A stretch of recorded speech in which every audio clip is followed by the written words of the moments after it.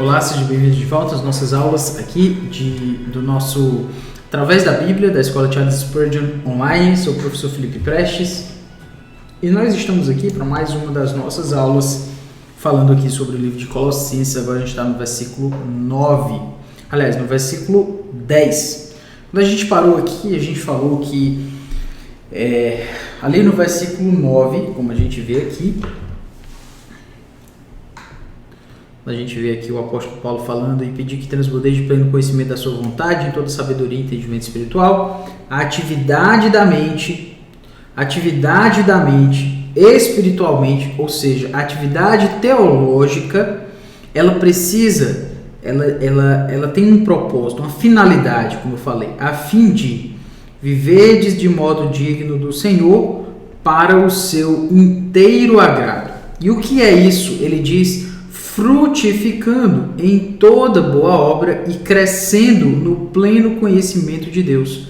Frutificando em toda boa obra, ou seja, gerando frutos, gerando resultados a partir daquilo que ele mesmo plantou, que é, como eu falei, às vezes é um conhecimento, uma teologia que não gera nada de transformação, que não gera nada de diferença de fato na vida das pessoas, gera somente aquele entendimento pífio de uma teologia que não transforma a vida de ninguém. Então desconfie de um conhecedor de teologia que nunca plantou uma igreja, que nunca pastoreou uma igreja, que nunca liderou um grupo de estudo bíblico, que nunca deu uma aula para adolescentes, que só discute teologia. Ele é o treteiro profissional. O que ele faz da vida? Ele briga sobre teologia, profissionalmente. Ele faz isso o dia inteiro. Então desconfie desse que não frutifica em toda boa obra e que não cresce no pleno conhecimento de Deus. Até porque, se ele crescesse no conhecimento de Deus, ele já teria mudado essa postura, ele já teria mudado essa forma de viver. Mas ele continua assim, buscando treta, buscando briga, buscando discussão na igreja ou no seminário, enfim. Então, dessa forma, o apóstolo Paulo está clamando e pedindo a Deus que esses irmãos frutifiquem, que eles cresçam, que o conhecimento espiritual deles, que a teologia deles gere vida. E aí no versículo 11 nós temos: sendo fortalecidos com todo o poder, segundo a força da sua glória, em toda a perseverança e longanimidade. E eu quero chamar a atenção aqui então para o versículo 11. Preste atenção aqui no que Paulo diz. Quando ele começa dizendo: sendo fortalecidos com todo o poder, segundo a força da sua glória, nós vemos que o apóstolo Paulo está chamando a atenção para um ponto importante aqui, que é uma força e que esses irmãos, a partir da qual eles precisam agir. Ou seja, qualquer atividade espiritual, mesmo que ela provenha de um conhecimento espiritual, mesmo que ela provenha de um conhecimento da vontade de Deus, de um pleno conhecimento da vontade de Deus, ainda assim ela precisa da força de Deus. Então, além de um conhecimento e além de querer dar frutos, nós precisamos agir, sermos fortalecidos pelo seu poder, pelo poder de Deus, segundo a força da sua glória, ou seja, na medida da glória de Deus, na medida da glória do seu poder.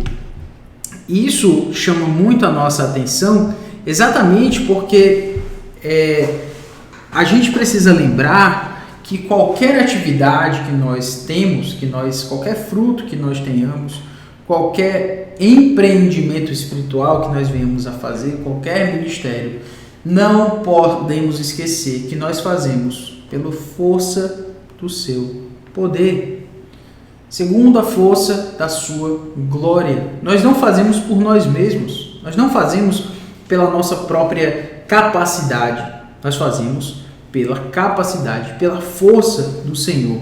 Mas o que ainda me chama mais atenção é quando ele diz aqui, olha, em toda a perseverança e longanimidade. Aí agora eu fico pensando, né? Quando ele diz, em toda perseverança e longanimidade, sendo fortalecidos. Lembra que eu falei lá no começo? Por que Paulo está orando por esses irmãos? Ele está orando porque ele ouviu excelentes notícias deles. E agora, pelo que ele está pedindo? Ele está pedindo que esses irmãos deem frutos, que eles tenham conhecimento, que eles cresçam no conhecimento, que eles transbordem conhecimento, que eles gerem resultados espirituais, ou seja, que eles gerem frutos a partir daquilo que eles aprenderam, a partir daquilo que eles sabem. Então ele diz que esses irmãos sejam fortalecidos, que eles façam pela força do poder de Deus. E aqui ele diz, em toda a perseverança e longanimidade. Por que ele está falando disso agora? Porque ele não quer que esses irmãos desistam. Exatamente porque esses irmãos estão muito bem espiritualmente, Paulo sabe que eles vão passar por provações. Eles vão passar por situações em que eles vão querer desistir. E Paulo diz que eles perseverem, que eles tenham longanimidade. E aqui eu quero voltar exatamente para o que eu estava falando antes, sobre aqueles que ficam falando de teologia gratuitamente por aí, que ficam discutindo teologia como se soubessem muita coisa. Aqui o texto está dizendo toda perseverança e longanimidade, ou seja, para gerarmos frutos, nós precisamos de consistência. Para gerarmos frutos, nós precisamos de consistência. É isso pelo que Paulo está pedindo. Que esses irmãos tenham consistência, que eles perseverem, que eles sejam longânimos na sua caminhada cristã, no seu dar frutos, no seu gerar frutos para a glória de Deus. Tudo isso, claro, pela palavra, pela força do seu poder.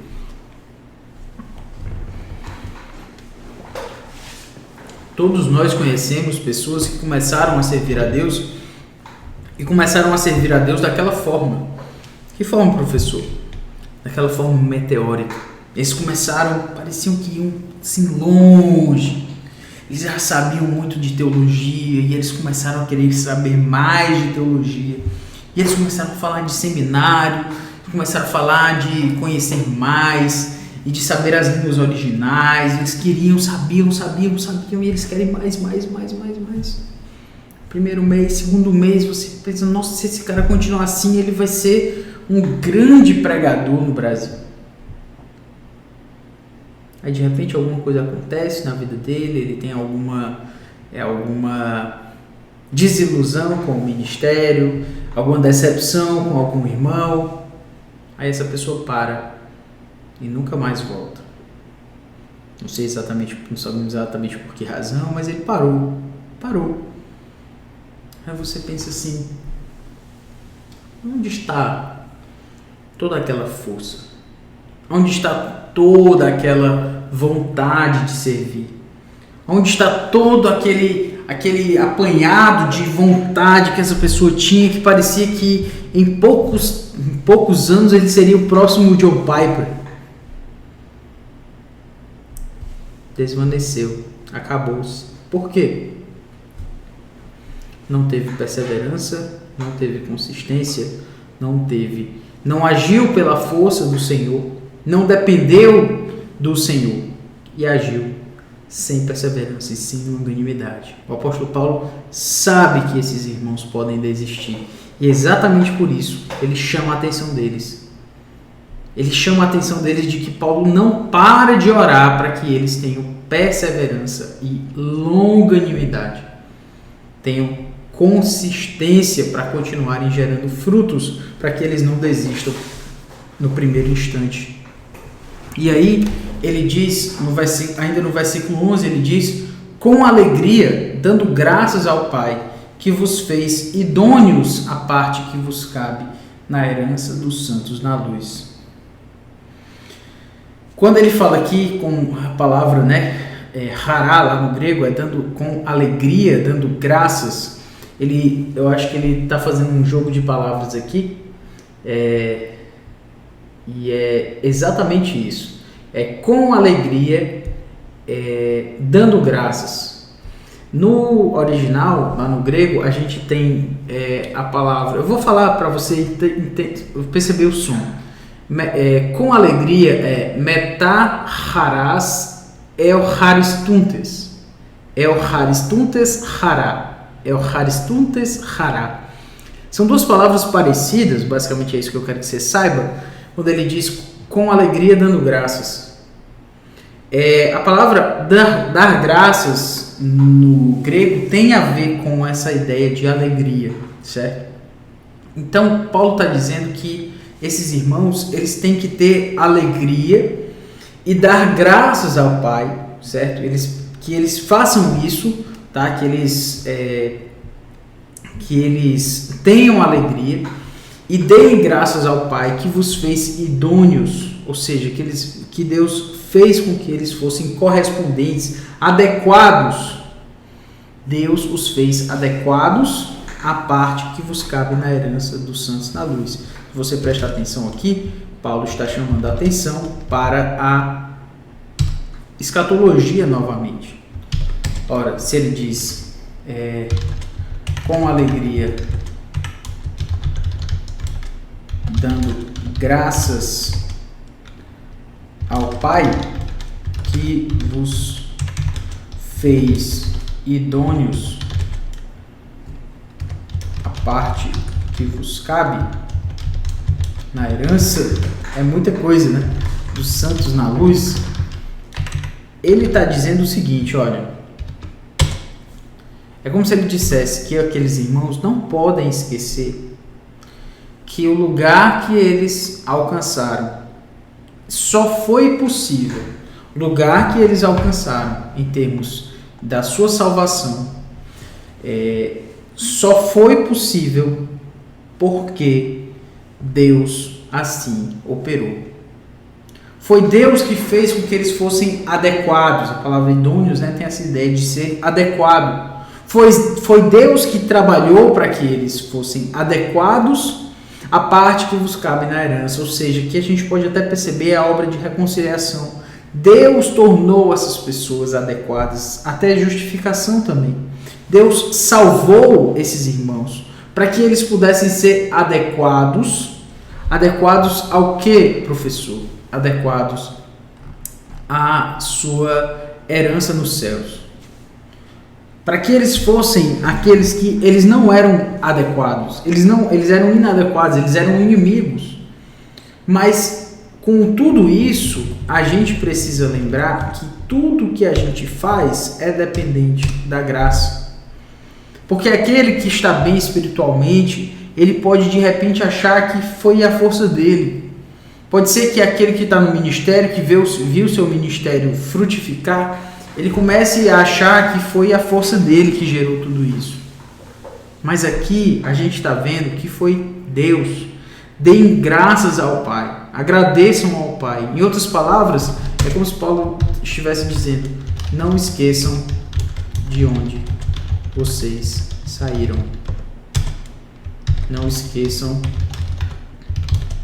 quem tirou vocês de lá. É como se Paulo estivesse dizendo isso para esses irmãos. Não esqueçam que vocês eram inimigos. Não esqueçam o que Deus fez com vocês. E não esqueçam quem tirou vocês de lá, que foi o próprio Senhor. A filosofia /teologia /religião do gnosticismo, ele trazia um aspecto de você por si mesmo buscar esse conhecimento, buscar essa sabedoria, buscar essa sabedoria especial, certo? Então, foi Deus que fez isso com esses irmãos. Eles não podiam esquecer, eles não podiam achar que foram eles sozinhos que fizeram. Não esqueçam de onde vocês saíram, não esqueçam quem tirou vocês de lá. Não esqueçam. Talvez a gente podia dizer aqui: não esqueçam de onde vocês saíram. Percebam onde vocês estão.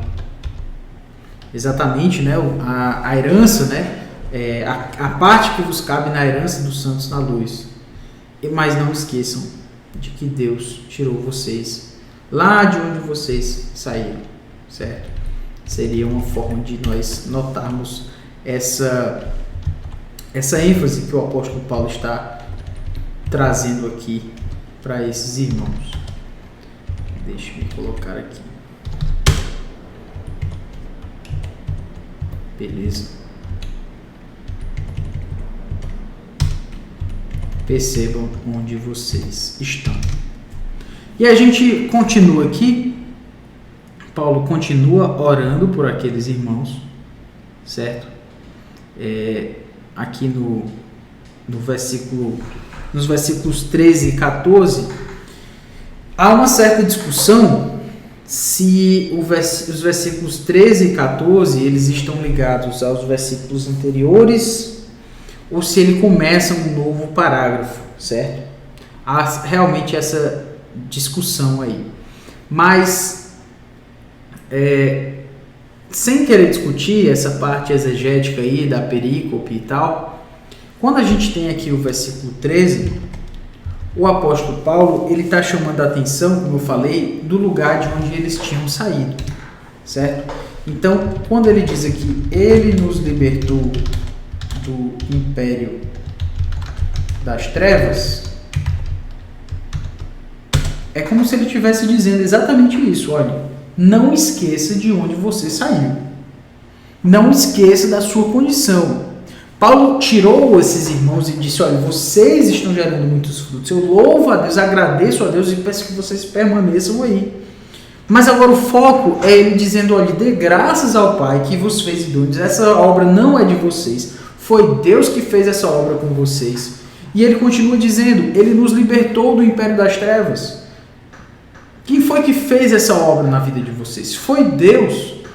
E olha de onde ele tirou vocês. Do império das trevas. Não esqueçam de onde vocês saíram. Vocês saíram do império das trevas. Às vezes a gente precisa lembrar os irmãos. Caso contrário, eles vão ficar achando que a vida cristã é simplesmente ficar tranquilo, porque já foi salvo, porque já está tudo ok. Mas não. Não esqueça. Você saiu do império das trevas. A obra de Deus, para que nós gerássemos frutos espirituais, foi uma obra gigantesca, impressionante. Ele nos libertou, nós estávamos escravos do império das trevas. Nós estávamos presos no reino de Satanás. Nós não podíamos fazer nada por nós mesmos. Ele nos libertou do império das trevas. E o que foi que ele fez? Então, novamente, não esqueça de onde você saiu. Mas aí ele continua. E nos transportou para o reino do Filho do seu amor. Então, o que ele está mostrando aqui agora acabou dando errado aqui, deixa eu consertar. Do Filho do seu amor. Ou seja, agora ele está dizendo, antes ele disse, não esqueça de onde você saiu, e agora lembre-se de onde você está.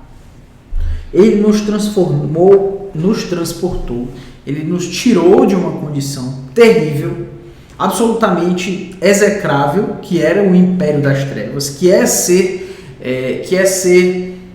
refém do império das trevas, nos tirou de lá e nos colocou aonde? Nos transportou para o reino do Filho do seu amor. Foi isso que Deus fez conosco. Nos transportou para o reino do Filho do seu amor. Lembre-se de onde você está. Valorize o lugar onde você está. É como se Paulo estivesse falando isso para aqueles irmãos. Valorize. Você podia estar em um lugar muito pior. É interessante a expressão o reino do Filho do seu amor, porque nessa expressão nós temos no reino do seu Filho amado, no reino para o reino do Filho do seu amor. Trevas, o império das trevas, o reino do Filho do seu amor, nós vemos duas esferas espirituais, assim, dois campos espirituais. O império das trevas, o reino do Filho do seu amor. E com isso também a gente pode perceber, certo? Fazendo esse paralelo aqui, já chamando a sua atenção, com as duas expressões aqui, império das trevas e reino do Filho do seu amor. Eu quero que você preste atenção no seguinte: essas duas esferas espirituais aqui, esses dois âmbitos espirituais aqui, império das trevas e reino do Filho do seu amor, são expressões que têm um paralelo. É óbvio, a palavra império está relacionada à palavra reino. E do filho do seu amor, do seu filho amado, está ligado a das trevas. Então, Paulo está colocando esses dois âmbitos espirituais, um ao lado do outro, e dizendo, olha, Deus tirou você daqui, desse reino, desse império das trevas, e colocou você aqui, no reino do Filho do seu amor. Mas por que Paulo está fazendo esse paralelo tão veementemente? É para você e eu entendermos que a obra de Cristo, ela não foi pequena. O reino do Filho do seu amor, novamente você deve lembrar aí, mais uma vez, Paulo está chamando a atenção para uma cristologia em que Jesus Cristo tem um reino e ele é o Filho amado do Senhor. Ou seja, a ênfase está na pessoa e na obra do Senhor Jesus Cristo. Ele vai já falar no qual temos a redenção, a remissão de pecados e tudo. Mas eu quero que você perceba que nós não estamos falando aqui de você sair de uma cidade para outra.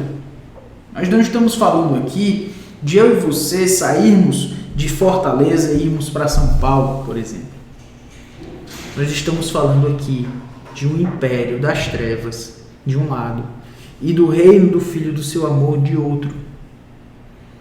Então, quando eu digo para você, não esqueça de onde saiu e lembre-se de onde você está, quando Paulo está chamando a atenção para esses dois pontos aqui, ele está chamando a atenção exatamente porque eu e você não podemos esquecer da magnitude da obra de salvação, que somente Deus poderia fazer por nós. E que nós utilizarmos o conhecimento espiritual, a sabedoria espiritual, a teologia que Deus nos dá para nada, é um desperdício absurdo. Exatamente, porque o reino do Filho, do seu amor, não pode ser uma coisa pequena para a gente tratar de uma forma ínfima, para a gente tratar de uma forma sem a menor das considerações.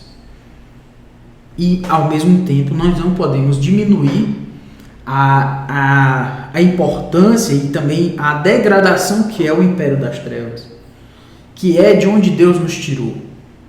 Esses dois elementos estão em consideração. Se você vai expor esse texto e você não fizer esse contraste que está sendo tão apresentado, esse paralelo aqui em contraste um com o outro tão fortemente, a gente não está conseguindo expressar. Se a gente não fizer isso, a gente não está expressando uma grande ênfase, uma grande força que Paulo está dando aqui para o seu argumento.